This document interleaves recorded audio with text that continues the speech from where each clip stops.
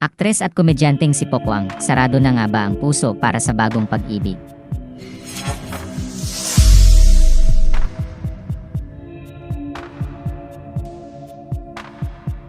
Naging bisita ang TikTok Lock hosts na si Kim Atienza at Pokwang sa programang Fast Talk with Boy Abunda nitong Biyernes, June 14, 2024.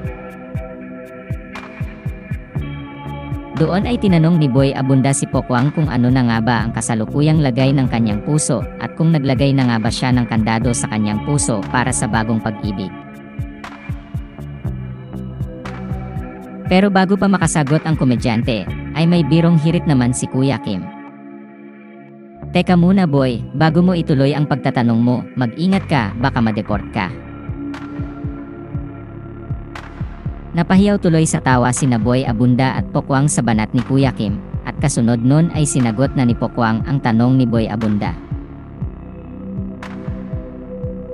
Ayon sa aktres, bukas sa pagmamahal ang kanyang puso dahil parang nagsara na rin siya kay God kapag sinarado niya ang kanyang puso para sa bagong pag-ibig. Anya, ang puso ko naman talaga ay bukas sa pagmamahal. Di ba sabi mo nga dati Tito Boy nag-usap tayo sa isang programa mo, tinanong mo ako, what is love? Ang sabi ko, God is love. So dapat hindi tayo nagsasara ng love. Ibig sabihin parang nagsara ka rin kay God. Matatanda ang inamin ni Pokwang noong July 2022 na hiwalay na sila ng kanyang dating partner na si Lee O'Brien. Umalis na si Lee sa Pilipinas noong April 2024 matapos panigan ng Bureau of Immigration ang deportation case na isinampa ng komedyante laban dito. Sinabi rin ni Pokwang na maayos ang lagay niya ngayon at natanggap na rin niya ang lahat ng nangyari sa kanyang nakaraan.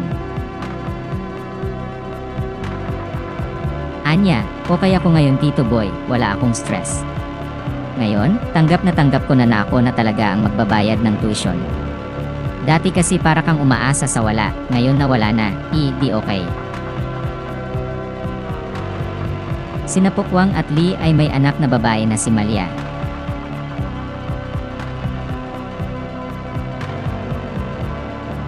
Salamat sa panonood ng video na ito.